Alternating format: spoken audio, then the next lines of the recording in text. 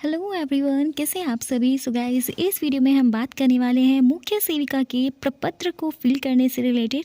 इसमें प्रपत्र 1 के बारे में बात हम करेंगे। इससे पहले प्रपत्र 4 को किस तरह से फिल करना है उसकी वीडियो मैंने आपको दे दी थी। वो आपकी कमेंट्स के रिगार्डिंग थी। आप में से बहुत सारे स्टूडेंट्स ने फिर कहा कि मैम प्रपत्र 4 आपने डायरेक्ट दिया, 1 2 3 कब देंगी, या फिर वो क्यों नहीं दिया है। तो गाइस, उसका रीज़न सिर्फ यही था कि मेरे पास जो मोस्ट ऑफ द कमेंट्स और मैसेजेस थे वो प्रपत्र 4 को रिगार्डिंग थे, कि उसी में सबसे ज़्यादा डाउट्स स्टूडेंट्स को थे। 1 2 और 3 में आई थिंक आपने फिल कर लिया होगा, लेकिन इसमें भी बहुत सारे डाउट्स आपके निकल कर के आए, इसलिए मुझे जल्दी ये वीडियो आपके लिए लानी पड़ी। जिसमें प्रपत्र 1 में जो जो चीज़ें आपकी यूपी ट्रिपल एससी द्वारा वहाँ पर डीवी में भरवाई जा रही हैं वो मैं आपको बताऊँगी। और ये जो इन्फॉर्मेशन मैं दूँगी वो मेरी तरफ से नहीं है कि मैं क्या कह रही हूँ, वो ये है कि आपका डीवी में क्या लिखवाया जा रहा है। जो मेरे सामने डीवी हुआ उसमें स्टूडेंट्स के थ्रू क्या इन्फॉर्मेशन भरवाई गई, या कौन सी बातें आपको ध्यान रखनी थी। तो ये वीडियो आप सभी के लिए हेल्पफुल रहेगी। और इसके बाद शायद ही आपका कोई डाउट रहे प्रपत्र 1 को फिल करने से रिलेटेड। मुख्य सेविका की सारी इंपॉर्टेंट अपडेट्स और जितनी भी इन्फॉर्मेशन मेरे पास अवेलेबल है वो मैं अपने चैनल पर आपको टाइम टू टाइम देती रहती हूँ। बिल्कुल भी आपका टाइम वेस्ट नहीं करूँगी। आपको कोई भी अनऑथेंटिक इन्फॉर्मेशन देकर जो भी बातें बताऊँगी सब ट्रूथ होंगी, और कोई भी ऐसा डाटा जो आपके लिए यूज़फुल ना हो वो मैं आपको डिलीवर नहीं करने वाली हूँ। चलिए, इस वीडियो को अगर आप देख लेते हैं पूरा, और चाहे तो आप इसे फास्ट स्पीड में देख सकते हैं अगर आपको अपनी टाइम सेविंग करनी है तो। बट इसमें जो भी मैं आपको बताऊंगी आपके लिए इंपॉर्टेंट सारी चीज़ें रहेंगी। एक एक पॉइंट आप ध्यान से सुनिएगा, और आप इस तरह से फिल करते हैं जो मैं आपको बता रही हूँ, तो आपके प्रपत्र में कोई भी एरर वहाँ नहीं निकल कर आने वाला है, क्योंकि ये ऑफिशियली वहाँ पर यही चीज़ें भरवाई गई हैं जो मैं अब आपको बताऊँगी। तो चलिए, विदाउट डिले मैं स्टार्ट करती हूँ कि आपको क्या चीज़ें फिल करनी है। आप ध्यान से सुनिएगा। देखिए, बेसिक चीज़ें तो गर्ल्स ने आपने बहुत सारी गर्ल्स ने फिल कर ही ली होंगी, लेकिन आप में से वहाँ पर जब डीवी हुआ तो उसमें बहुत सारी गर्ल्स थी जो पूरा प्रपत्र खाली ले गई हैं। ऐसी भी स्टूडेंट्स थी जिन्होंने अपना नेम और अपने फादर का नेम तक उस प्रपत्र में नहीं लिखा है, फिर वो बाहर उसको हड़बड़ी में फिल कर रही हैं और बहुत ज़्यादा टेंस्ड हैं। तो आप ऐसा मत करिएगा। देखिए, आपको जो बेसिक डिटेल्स पता है अपनी वो तो ऑफकोर्स आप फिल ही कर लेंगे, बट मेरा मानना ये है कि जो आपको जिनमें आपका डाउट है वो भी फिल करके ले जाइए, क्योंकि इस वीडियो के बाद वो चीज़ें क्लियर हो जाएंगी। और मैंने जो कि बार बार इसको रिपीट नहीं करती, चलो, कि बिल्कुल सही इन्फॉर्मेशन आपको इसमें भरनी है, और यही इन्फॉर्मेशन भरनी है जो मैं आपको बता रही हूँ। चलिए, स्टार्ट करती हूँ किस तरह से। आपको देखिए, जिस पद के लिए आप आवेदन कर रहे हैं वो सामने आपका लिखना है मुख्य सेविका, लिखा हुआ है।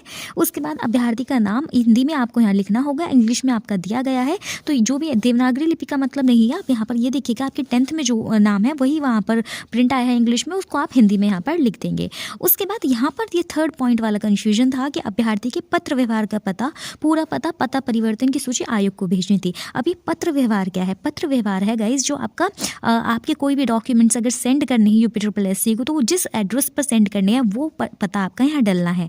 अब मेरी सजेशन यहाँ पर ये रहेगी, और वहाँ पर जो भराया गया पूछा जो डाउट्स था, क्योंकि कई बार क्या होता है मैरिड गर्ल्स हैं उनका एड्रेस चेंज हो गया है, तो इस तरह के डाउट्स वहाँ पर निकल करके आए, तो क्या वो अपने फादर के साइड का डालें या अपने हस्बैंड के साइड का पत्र व्यवहार का एड्रेस डालें, या उनके जो आधार कार्ड पर है वो एड्रेस डालें। तो गाइज, मेरा मानना ये है जो एड्रेस आपने अपने मुख्य सेविका के फॉर्म को फिल करते टाइम फिल करा था, अब चाहे वो आपके मायके का था या फिर आपके ससुराल का था, ठीक है, आपका जो भी वो एड्रेस था आप वही सेम एड्रेस यहाँ पर डालने की कोशिश करें। और अगर वो एड्रेस आपका चेंज हो चुका है तो आपको देखिए फिर वो उसकी सूचना आपको डाक द्वारा यानी कि पोस्ट ऑफिस के द्वारा आपको आयोग को भेजनी पड़ेगी, ठीक है। वो क्या कैसे लिख कर भेजनी है, बहुत आई डोंट थिंक इसमें कोई डाउट रहा होगा किसी स्टूडेंट का ऐसा चेंज हुआ होगा।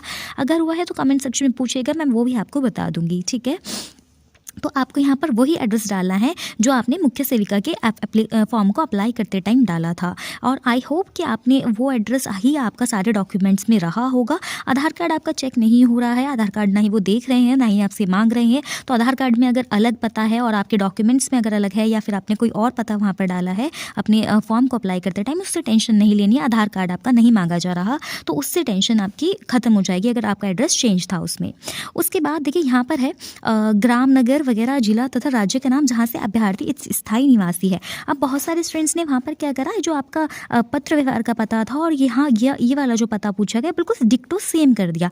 देखिए, आप सेम कर सकते हैं, पर वो सेम तब रहेगा अगर आपका जो एड्रेस है जो आपने डाला है फिल करा है उस एड्रेस में आपका गाँव या नगर या जिला या राज्य का जो नाम है वो इस एड्रेस में इंक्लूडेड है। मतलब जो आपका परमानेंट एड्रेस है या फिर जो आप एड्रेस फिल कर रहे हैं, अगर उसमें ये तीनों चीज़ें आ रही हैं तो आप वो सेम एड्रेस लिख दीजिए। लेकिन अगर ये तीनों चीज़ें इसमें है ही नहीं तो उस एड्रेस को लिखने का फ़ायदा नहीं होगा। देखिए, गांव और नगर का मतलब है आप जिस गांव या जिस नगर में भी रह रहे हैं उसका नाम पहले आप लिखेंगे। फिर मान लीजिए आप किसी भी आप रह रहे हैं गगोल में, मतलब ग्राम नगर का नाम है गगोल, उसके बाद आपका नगर कौन सा है, आपका जिस भी नगर में रह रहे हैं उसका नाम आ जाएगा और फिर कॉमा लगा के नॉर्मल सी बात, आप सभी यूपी के राज्य के बिलोंग करते होंगे, आप लिख दीजिएगा। हिंदी में लिख रहे हैं तो उत्तर प्रदेश आप यहाँ पर डाल देंगे, ठीक है। इस तरह से ये 3 चीज़ें यहाँ पर लिखनी है। ये प्रॉपर एड्रेस आपका सेम एड्रेस नहीं आएगा इसमें, ये 3 चीज़ें फिल होने वाली हैं, ठीक है। ये चीज़ें वहाँ पर बताई गई स्टूडेंट्स को, वही मैं आपको यहाँ पर बता रही हूँ। उसके बाद में देखिए जन्म तिथि ईसवी सन में, तिथि माह ईसवी सन में, यहाँ पर आपकी जन्म तिथि दी होगी अंकों में और शब्दों में आपको उसमें लिखनी है। जिससे कि आपकी जन्म तिथि मान लीजिए ये है 32 और ये 1997 इस तरह से है, तो आप इसको हिंदी में लिख देंगे 30 फरवरी, ये देखिए मैं डेट क्या डाल रही हूँ, 28 मान लीजिए 28 फरवरी 1997, इस तरह से आपने ये फिल कर देना है। उसके बाद आप अपनी, अब देखिए ये वाली डिटेल्स पे बहुत सारे स्टूडेंट्स ब्लैंक छोड़ के गए थे, जो वहाँ पर बोला गया फिर स्टूडेंट्स को कि आप अपनी बेसिक डिटेल भी फिल नहीं कर पा रहे हैं। तो चलिए ये भी आपको ध्यान रखना है। इसमें वो फिल क्यों नहीं करा था स्टूडेंटों ने कहा पिता या पति में से किसका फिल करें। तो देखिए मेरा मानना है यहाँ पर आप अपने पिता का फिल करिए। अगर आपकी शादी नहीं हुई है तो नॉर्मल सी बात है आप पिता का ही फिल करेंगे, लेकिन अगर जिनकी शादी हो चुकी है तो वो अपने पति का फिल कर सकती हैं, बट मेरा मानना है आप यहाँ पर पिता का फिल करिएगा, क्योंकि जो आपका कास्ट और आपका जो डोमिसाइल हो पिता का पक्ष का लग रहा है, तो आप यहाँ पर अपने पिता की इन्फॉर्मेशन दीजिएगा, ठीक है। इसके पिता का नाम यहाँ पर आप प्रिंटेबल होगा। उसके बाद ये सारी चीज़ें और ये एड्रेस जो है आपके फादर का डलेगा। अगर आपने राष्ट्रीयता कभी राष्ट्रीयता बदली है, यदि हाँ तो उसका विवरण देना है। नॉर्मल सी बात है किसी ने अपनी राष्ट्रीयता नहीं बदली होगी तो इसमें आप क्या लिख देंगे सामने कि नहीं, राष्ट्रीयता नहीं बदली गई है। तो आप यहाँ पर नहीं बदली होगी तो उसके बाद आप यहाँ पर मेंशन कर देंगे नहीं। उसके बाद देखिए क्या करना है, क्या आपके पिता या पति जिसकी भी इन्फॉर्मेशन आपने ऊपर दी है ये अधिवास मतलब पहले से भारतीय नागरिक है जन्म से, यानी कि अथवा यदि नहीं है तो पूरा विवरण देना है। अगर बाहर के कहीं आपके मतलब माइग्रेट करके आए हुए हैं पेरेंट्स तो उनका विवरण आपको देना पड़ेगा। वैसे सभी के भारतीय नागरिक ही थे और होंगे आप सभी के, तो आप इसमें आप लिख देंगे हाँ भारतीय नागरिक है, या फिर हाँ लिख कर छोड़ सकते हैं, ठीक है। उसके बाद क्या आपने किसी प्रकार का आरक्षण लिया है, अगर लिया है जाति वर्ग का पूरा नाम और वो प्रमाण पत्र भी आपको लगेगा इसमें, जो आपको पता ही है सबको। तो आपने अगर आरक्षण लिया है, अगर आप बाकी SC ST या OBC से बिलोंग करते हैं, EWS है, तो इसमें आप हाँ पर सर्कल करेंगे। अब यहाँ पर बहुत सारे स्टूडेंट ने टिक किया हुआ था, तो वहाँ पर टीचर्स ने बोला कि आप हाँ नहीं, आप मतलब टिक मत करिए, आप इसको सर्कल कर दीजिए इस तरह से।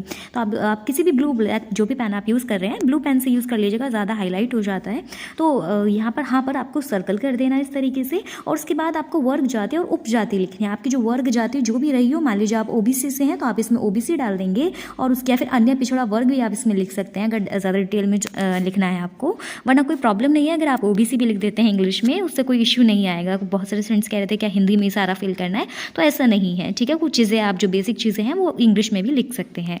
उसके बाद उपजाति आपकी जो भी कास्ट रही होगी, आपके वर्मा शर्मा या जो भी है, आप उसमें यहाँ पर वो लिख देंगे, ठीक है। उसके बाद नीचे आ जाते हैं, क्या आपको आय का छूट चाहिए, आयु मतलब एज रिलैक्सेशन। तो मेरे ख्याल से तो ऐसा नहीं होगा, 40 ईयर से ऊपर कोई ही लड़की होगी जिसको मतलब ये फॉर्म फिल करा होगा। तो अगर है तो आप अपने यहाँ पर हाँ लिखने के बाद उसकी डिटेल्स दे सकते हैं और प्रमाण पत्र आपको लगाना पड़ेगा, वरना सबको इस पर नहीं पर सर्कल करना है, ठीक है। इसके बाद आ जाते हैं, फर्स्ट पेज कंप्लीट हुआ। अब आगे के पेज पर चलते हैं।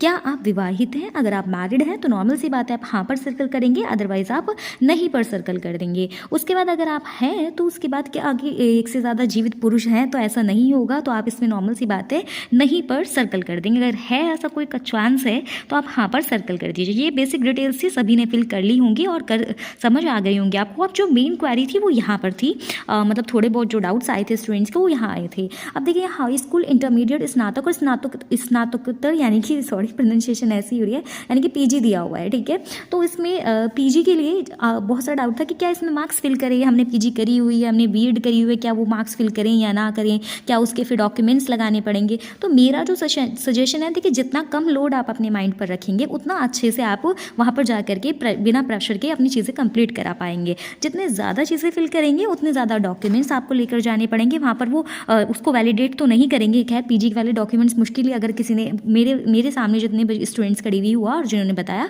उन्होंने किसी ने भी अपनी PG की डिटेल्स नहीं दी थी। वो उसका रीज़न सिर्फ यही था कि जितनी कम इन्फॉर्मेशन फिल होगी उतने ही कम डॉक्यूमेंट्स आपके चेक होंगे, उतनी जल्दी आपका डीवी होगा और क्लियर हो पाएगा।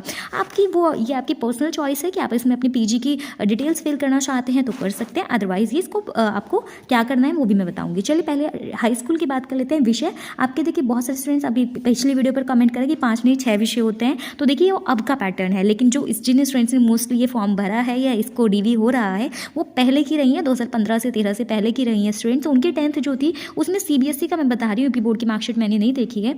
सीबीएसई का जो पैटर्न रहा है वो ये रहता था कि 5 सब्जेक्ट का ही आपका एग्जाम होता था। चाहेंगे तो मैं आपको मार्कशीट दिखा देती हूँ, चलिए इस चीज़ की। तो देखिए ये क्लास 10th की 2013 की मार्कशीट है सीबीएसई स्कूल की। तो इसमें आप देख लीजिए, आप मैं गलत नहीं बता रही हूँ, मैंने कहा ना आपको जो भी वीडियो मैं अपनी बताऊंगी सारी चीज़ें ऑथेंटिक होगी, एक भी डाटा मैं गलत डिलीवर नहीं करूँगी, क्योंकि मुझे भी पता है डीवी की कितना इंपॉर्टेंट है आप सभी के लिए। तो एक छोटी सी मिस्टेक भी आपके लिए प्रॉब्लम क्रिएट कर सकती है, तो ऐसा कुछ नहीं किया जाएगा। और देखिए 9th वाला ईयर डालने के लिए आपको, इसलिए बहुत सारे स्टूडेंट कह रहे थे 9th का क्यों डाला जा रहा है, जो एडमिशन का ईयर होगा प्रपत्र 3rd में डलना है वो शायद, तो उसमें बोला जा रहा था, आपसे मैंने कहा था कि 9th का ईयर डालिएगा, जो प्रवेश की तिथि है आपकी वो क्यों डालना। तो देखिए जब आप 10th की अपनी मार्कशीट देखेंगे ना तो उसमें यहाँ पर कक्षा 9 के मार्क्स दिए होते हैं, ग्रेड्स वगैरह सीबीएसई का बता रही हूँ, ठीक है, तो उसमें दिए होते हैं। या फिर जो आप यूपी बोर्ड के भी देखेंगे तो उसमें जो सत्र होता है ना वो आपका 9th से काउंट हो रहा होता है, इसलिए वो 9th की जो होती है प्रवेश तिथि डाली जाती है।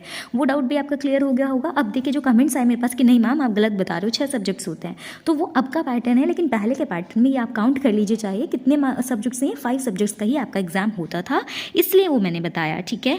और देखिए बहुत से स्टूडेंट कह रहे ग्रेड पॉइंट ही लिखेंगे हम, उसमें आपकी चॉइस है, आप ग्रेड पॉइंट्स लिख दीजिए। बट देखिए जब ग्रेड पॉइंट्स को टोटल करा जाता है तो आपका वो टोटल कुछ और आएगा, और ये टोटल करने का क्राइटेरिया सीबीएसई ने डिफाइन नहीं करा है, इसलिए मैंने कहा था जो आपको ग्रेड पॉइंट्स मिले हैं आपकी मार्कशीट में उसको आप 9.5 से मल्टीप्लाई करिएगा, और उसके बाद जो भी मार्क्स आ रहे हैं वो आप अपने प्राप्तांक में लिख दीजिएगा। तो इसलिए वो ग्रेड पॉइंट्स को कन्वर्जन करने के लिए कहा था, और ये भी मैंने अपनी तरफ से नहीं करा था। जो आपकी मार्कशीट होती है अगर आप उसमें देखेंगे ये थोड़ा ब्लर है, वरना आप यहाँ पर देखेंगे तो ये लिखा होता है क्लियरली कि आपको अपने अगर मार्क्स जानने हैं, प्रतिशतता जाननी है अपने इन ग्रेड पॉइंट्स की, ये वाले मार्क्स फिल होंगे खैर, तो ये 8.8 देखिए इस तरह से सीजीपीए दिया हुआ है, तो इस तरह से ये पूरा नहीं लिखेंगे आप यहाँ पर, ठीक है। आप वहाँ पर सीजीपीए फिल नहीं करेंगे क्योंकि उससे परसेंटेज काउंट करने में फिर प्रॉब्लम आएगी। आपके डीवी वाले वो वहाँ पर कैलकुलेटर लेके नहीं बैठे हैं कि वो मल्टीप्लाई करके देखेंगे 9.5 से, फिर देखेंगे कि हाँ आपके 10th की परसेंटेज उतनी आ रही है, नहीं, तो ऐसा नहीं होने वाला है। इसलिए मैंने आपसे कहा था कि आप खुद इसको कन्वर्ट करने के बाद अपना जो मार्क्स हैं वो फिल करें। तो देखिए जो ग्रेड्स दिए हुए हैं यहाँ पर देखिए आपकी जो मार्कशीट होगी, मेरी बात पर अगर यकीन नहीं है तो अपने ऊपर भरोसा रखिए, अपनी मार्कशीट खोलिए और यहाँ पर दिया होता है कन्वर्जन के लिए, तो आपको क्या करना होता है 9.5 से मल्टीप्लाई करनी होती है। पिछली वाली वीडियो में मैंने प्रपत्र 4 को फिल करने के टाइम आपको बता दी थी, बिल्कुल अच्छे से क्लियर कर दी थी। तो जिनको अब मैं यहाँ ज़्यादा लॉन्ग टाइम नहीं लेना चाहूँगी क्योंकि टाइम वेस्ट होगा, तो ये चीज़ मैं पहले ही बता चुकी हूँ। ये आपका डाउट आई होप क्लियर हो गया होगा। 5 सब्जेक्ट वाला भी मैंने आपको शो कर दिया। अब आगे चलते हैं।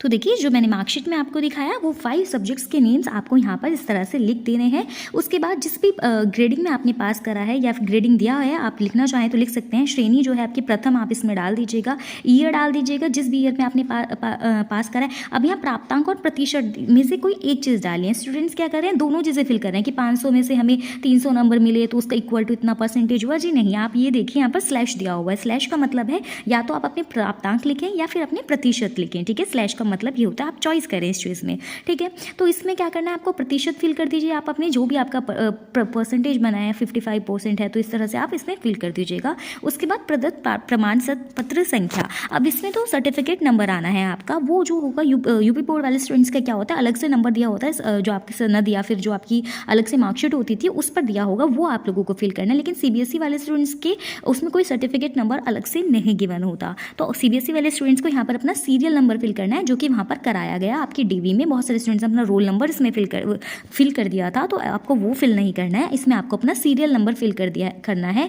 और गलती से जिन स्टूडेंट्स का डीवी हो चुका है, अगर वो रोल नंबर फिल करके आ गए हैं तो उन्होंने कहा था इससे चलिए कोई प्रॉब्लम नहीं होगी, वो डीवी के टाइम आपको जब डॉक्यूमेंट चेक करेंगे वो एरर ठीक कर दिया जाएगा। अदरवाइज आप अपने इसमें सीरियल नंबर फिल करिएगा। उसके बाद प्राप्त विशेषता का विवरण, तो इसमें कोई एक्स्ट्रा क्वालिफिकेशन अगर आपके पास 10th में रही है वो लिखनी है। बहुत सारे स्टूडेंट्स ने फिर से अपने मार्क्स अगेन यहाँ पर लिख दिए, तो ऐसा नहीं नहीं करना है। आप चाहें तो प्रथम श्रेणी यहाँ लिख सकते हैं, पर वो कोई विशिष्टता के अंदर नहीं आएगा, तो यहाँ पर ब्लैंक छुड़वा दिया गया था काफ़ी सारे स्टूडेंट्स के द्वारा को, जो जिन्होंने फिल नहीं करा था और जिन्होंने इसमें कुछ ना कुछ भर दिया था, तो उनको कहा गया कोई बात नहीं, आप ऐसे ही दे दीजिए, वरना इसको आप ब्लैंक छोड़ सकते हैं। ठीक है, उसके बाद इसी तरह से इंटरमीडिएट के मार्क्स कैसे फिल करने हैं, अगेन वही यूपी बोर्ड वाले स्टूडेंट्स के पास 5 सब्जेक्ट्स रहे होंगे, उन्होंने अपने ईजिली फिल कर लिए होंगे। सीबीएसई वालों के अंदर थोड़ा कन्फ्यूजन रहता है कि टॉप 5 के लिखें या सारे 6 सब्जेक्ट्स के।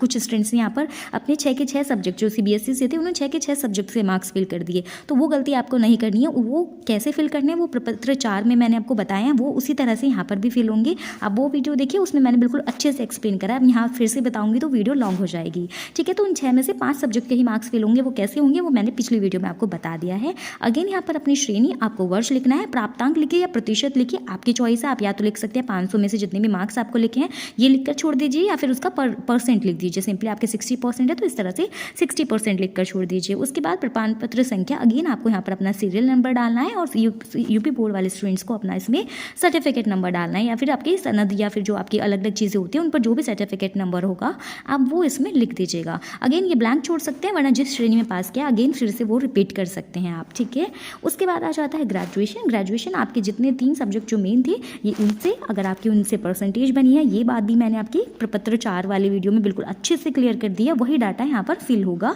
अगेन सारी चीज़ें अब यहाँ पर प्रदत्त प्रमाण पत्र संख्या में इसमें क्या डालना है, इसमें भी आपका जो मार्कशीट का नंबर होता है, इसमें बहुत सारे स्टूडेंट्स का, हाँ इसमें मार्कशीट का नंबर याद आ गया मुझे। यहाँ पर देखिए कुछ स्टूडेंट्स ने यहाँ मार्कशीट का नंबर लिख दिया था और कुछ स्टूडेंट ने डिग्री का नंबर लिख दिया था। अब ये भी डाउट आ रहा था कि डिग्री कंपलसरी है, बिल्कुल कंपलसरी है। वो लोग डिग्री बोल रहे हैं, जो आपका डॉक्यूमेंट्स का फॉर्मेट था उसमें मार्कशीट को अटैच करने के बाद लास्ट जो पेज है आपका वो डिग्री लगाने के लिए भी बोला गया है। तो डिग्री आपको लेकर जानी है, चाहे प्रोविजनल लेकर जाइए, डिग्री की आपकी नीड है। तो इसमें क्या डिग्री की संख्या बढ़नी है या फिर आपकी प्रमाण जो आपकी मार्कशीट है उनकी संख्या बढ़नी है, तो दोनों की बढ़नी है। जी हाँ, यहाँ पर कुछ स्टूडेंट्स ने सिर्फ डिग्री का लिखा था और कुछ ने सिर्फ मार्कशीट का लिखा था, तो वहाँ पर जो आपके ऑफिशियल्स थे उन्होंने कहा कि आप इसमें दोनों की संख्या लिखिए। वो लिखनी कैसे थी, पहले आपको डिग्री की संख्या लिखनी थी, जो आपका सीरियल नंबर है डिग्री वाला जो भी होगा 1 4 2 मान लीजिए इस तरह से कुछ है वो लिखना है, और उसके बाद आपको स्लैश लगा करके आपकी मार्कशीट, सॉरी मैंने शायद डिग्री बोल दिया, यहाँ पर पहले आपको मार्कशीट का सीरियल नंबर लिखना है और उसके बाद आपको नीचे इसी के नीचे इसी कॉलम में आपको अपने डिग्री का सीरियल नंबर लिखना है। ये दोनों आपको लिखना है, इसको आपको ब्लैंक छोड़ देना है, इसमें कुछ नहीं करना है। उसके बाद जो स्टूडेंट्स अपने पीजी की डिटेल्स देना चाहते हैं वो दे सकते हैं, जिनकी ये अपनी चॉइस है, इससे कोई प्रॉब्लम नहीं। अगर फिल कर देते हैं तो कोई प्रॉब्लम नहीं है, कोई एक्स्ट्रा वेटेज नहीं मिलेगा खैर इसका, और नहीं करते हैं तो भी कोई प्रॉब्लम नहीं है। तो ये ब्लैंक छोड़ी थी मोस्टली स्टूडेंट ने, तो उन्होंने ये बात भी बोली कि जो चीज़ आपकी ब्लैंक है या जो चीज़ आपके पास नहीं है वो ऐसे ही नहीं छोड़नी है आपको। इस तरह के कॉलम जैसे जो स्टूडेंट फिल नहीं कर रहा है ये पीजी के मार्क्स अपने, तो उनको ये ऐसे खाली नहीं छोड़ना है, आपको क्या करना है अपनी लाइन से इस तरह से इसको कट कर देना है चीज़ों को। ठीक है, उसके बाद नेक्स्ट कॉलम कि अगर कोई और डिप्लोमा या डिग्री आपने एडिशनल करी है जैसे बीएड वगैरह, उसके विवरण आप यहाँ पर दे सकते हैं। उसके अलावा आपको अगर नहीं दे रहे हैं तो इसको इस तरह से सिंपली कट कर दीजिए। यहाँ पर एक्स्ट्रा इन्फॉर्मेशन देने से कोई आपको वेटेज नहीं मिलने वाला है एक्स्ट्रा, तो वो आपके ऊपर डिपेंड करता है, इसलिए कि आप देना चाहते हैं या नहीं देना चाहते हैं। उसके बाद आपका फिजिकल कोई सर्टिफिकेट है, स्पोर्ट्स सर्टिफिकेट है, वो आप यहाँ पर संकलन कर सकते हैं, अदरवाइज इसको भी इस तरह से ब्लैंक आपको काट देना है। उसके बाद जो लोग जॉब के अंदर हैं, अपना किसी भी प्रोफेशन में लगे हुए हैं, तो वो नियुक्तियों का आपको विवरण देना है, वेतन का क्रम लिखना है, अपने पद का नाम लिखना है और प्रवेश की तिथि और नियुक्ति का स्थान, और अगर आपने त्याग दिया हुआ है तो उसकी डेट लिखनी है, वरना ये छोड़ देनी है। और जो स्टूडेंट जॉब में नहीं है, नॉर्मल सी बात है, मोस्टली स्टूडेंट्स ऐसे ही होंगे, तो उनको यहाँ पर कुछ नहीं करना, उनको ये कट ज़रूर करना है, बाकी वरना फिर वो आपका कराएंगे, आपका टाइम जाएगा। तो अभी से मैं आपको सारी चीज़ें, मैंने कहा था एक भी चीज़ मैं पॉइंट यहाँ पर नहीं छोड़ूंगी जो आपका यूपीएससी ने बताया है। जो स्टूडेंट्स फिल कर रहे हैं ठीक है, जिनको फिल नहीं करना है तो वो यहाँ पर इसको सिंपली ऐसे पेन से कट कर दीजिएगा स्ट्रेट लाइन खींचने के।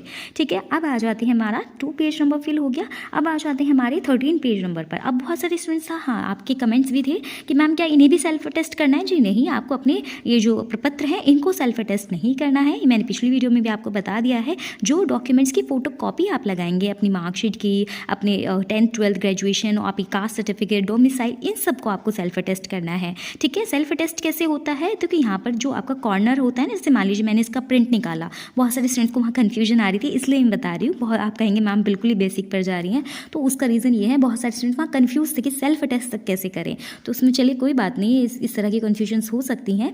तो आपको क्या करना है, इंग्लिश में या हिंदी में जैसे आप चाहें, अगर हिंदी में लिख रहे हैं तो आप लिख देंगे स्व प्रमाणित, ठीक है, वरना आप इंग्लिश में ही लिखिएगा, कोई प्रॉब्लम नहीं है उसमें। अगर आपने हिंदी में अपना फॉर्म भी फिल करा है तो आप इंग्लिश में भी लिख सकते हैं इस चीज़ को, तो ऐसा कोई इशू नहीं है। आपको लिखना है सेल्फ अटेस्टेड, जी हाँ, ये लिखना है आपको पूरा अटेस्टेड, ठीक है, ये स्पेलिंग आप लिख लेंगे आई होप। उसके बाद आपको अपने सिग्नेचर करने हैं, जैसे मैं अपने सिग्नेचर कर देती हूँ यहाँ पर, ठीक है। तो उसके बाद सिग्नेचर करने के बाद आपको डेट डालनी है, जिस भी डेट को आपका डीवी है वो डेट आपकी यहाँ पर डल जाएगी इस तरीके से। तो ये आपको हर पेज पर करना है, जो आपकी फ़ोटो स्टेट लगेगी। एक ही सेट लग रहा है हर डॉक्यूमेंट का, आपका डबल डबल सेट आपके नहीं लग रहे हैं। वो इसलिए कहा गया है कि बाई चांस कोई प्रॉब्लम आ जाए, कोई एरर हो जाए, कोई पेज फट जाए, तो आप एक एक्स्ट्रा फ़ोटो कॉपी करा के ले जा सकते हैं वहाँ पर, वरना इस प्रपत्र की तो ज़रूरी ले जाइएगा, क्योंकि बहुत सारी गलतियों में गर्ल्स ने वहाँ पर गलतियाँ भी करी, तो उनको ये एरर ना हो उसके लिए आप वो प्रपत्र एक्स्ट्रा फोटोकॉपी ले जा सकते हैं, वरना सेट सिर्फ एक ही सबमिट होगा, ठीक है, आपका ये प्रपत्र का भी और आपके फोटो स्टेट वाले डॉक्यूमेंट्स का भी। अब आगे आ जाते हैं अधिमानी अहर्ताओं में। यहाँ पर बहुत सारी गर्ल्स ने मिस्टेक करी थी, वो भी मैं आपको बताऊंगी। तो पहले ये बता देती हूँ अनिवार्य, देखिए यहाँ पर अपनी अहर्ताएँ मतलब अपनी क्वालिफिकेशन आपको लिखनी है। मेन जो क्वालिफिकेशन है वो आपकी 3 है, आपको भी पता है। यहाँ पर 10th लिखना है या 12th लिखना है, और यहाँ पर अब देखिए यहाँ पर बहुत सारे स्टूडेंट ने सिर्फ स्नातक लिख कर छोड़ दिया, तो बाद में उनको जो डीवी जिस क्लास जो मेरे सामने डीवी हुआ उन सबके साथ क्या कराया, अगर आपने सिर्फ स्नातक लिखा है तो उसके सामने आप हल्का सा स्लैश बना करके बीए अगर कह रहा है तो बीए लिख दीजिएगा, अगर आपका बीएससी है तो बीएससी आप इसमें लिख दीजिएगा, ठीक है। मेरे पास आपके सारे डाउट्स की सॉल्यूशन है मोस्टली, क्योंकि मैं वहाँ पूछ कर आई हूँ पर्सनली। आप जो गर्ल्स ने वहाँ पर थी वो देख रही थी कि मैं किस तरह से अपने वो मेरे डाउट्स नहीं थे, वो आप सबके डाउट्स थे। मेरे मन में बहुत टाइम से चल रहा था कि मैं जाऊँगी तो सारी चीज़ें वहाँ से क्लियर करके आऊँगी। मैं वहाँ से बाकायदा आपकी पूछ करके आई हूँ, जो गर्ल्स वहाँ पर थी वो जानती हैं, वो चाहे तो आपको कमेंट्स में बता देंगे कि हाँ मैंने खुद से सारी आपके डाउट्स क्लियर करिए वहाँ पर, ठीक है। तो चलिए मैं ये बता रही थी आपको, यहाँ लिखना है 10th, यहाँ लिखना है आपको 12th, और यहाँ पर आपका अगर बी है तो आप बीए लिखिए, अगर आपका बीएससी है तो आपको यहाँ पर बीएससी लिखना है सिंपली, ठीक है। उसके बाद अगेन प्रदत्त प्रमाण पत्र संख्या, आपको क्या करना है, सीरियल नंबर अपने मार्कशीट्स के तीनों के डाल देने हैं। अगर आपकी किसी के सीरियल नंबर तो देखिए सबकी में होता है, अगर नहीं है बाई चांस तो आप रोल नंबर डाल सकते हैं, पर ये चीज़ आप वहाँ पर उनको बता दीजिएगा, फिर वो गलत नहीं माना जाएगा। बट जो बोला गया है वो सीरियल नंबर डालने के लिए कहा गया है। उसके बाद ये तो सबने फिल कर लिया अपना। कुछ गर्ल्स ने वहाँ क्या करा हुआ था, अधिमानी अहर्ता में और प्रदत्त प्रमाण पत्र संख्या में यहाँ पर CCC डाल दिया, मतलब CCC की डिटेल्स डाल दी। अब एक चीज़ बताइए, जब आपने अपना फॉर्म अप्लाई करा था बेटा गाइस, जो अधिमानी अहर्ता होती हैं, तो अधिमानी अहर्ता क्या होती हैं, वो स्कूल की याद आ गई, मैं बेटा बोल रही हूँ। चलिए, अधिमानी अहर्ता क्या होती हैं, जो क्वालिफिकेशंस आपकी फॉर्म में मांगी गई थी, एक्स्ट्रा क्वालिफिकेशन जिनका आपको वेटेज मिलने वाला है, वो सिर्फ 3 ही अधिमानी अहर्ताएँ दी गई थी, तो उनमें से कोई तो वो फिल होनी थी गाइस। यहाँ पर आपको CCC टीचिंग सर्टिफिकेट, किसी गर्ल्स ने वहाँ पर अपना टीचिंग सर्टिफिकेट की डिटेल्स डाल दी, तो गाइस वो फिल नहीं होना है। अधिमानी अहर्ताएँ कौन सी हैं वो आपको पता होंगे, और जिनको नहीं पता है देखिए यहाँ नीचे लिखी भी हुई है।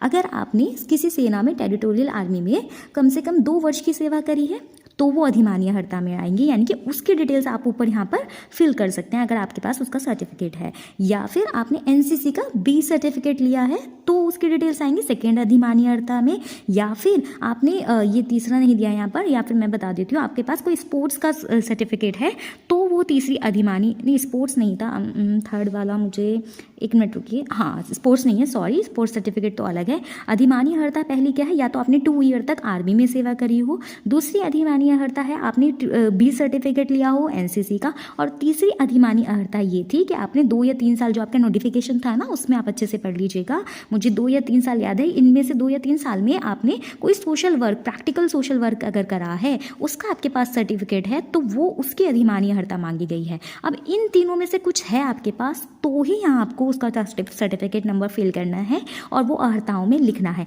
इसके अलावा आपके पास कुछ भी है, आपने कुछ भी करा हुआ है, CCC करा हुआ है, कोई कंप्यूटर कोर्स करा हुआ है, वो आपको यहाँ पर फिल नहीं करना है, वो गलत है, अधिमानी अहर्ता नहीं है, वो कटवा देंगे। तो फिर वहाँ पर वो कटिंग कराई गई उन स्टूडेंट्स की जिन्होंने CCC वगैरह यहाँ पर लिख दिया था, तो वो नहीं करना है आपको। अगर आपके पास इनमें से कुछ है, तीनों में से जो बातें मैंने आपको बताई, तो आप यहाँ पर फिल कर दीजिए। एक है तो एक इन्फॉर्मेशन, 2 है तो 2, तीनों है तो तीनों मुश्किल ही होंगी किसी पर।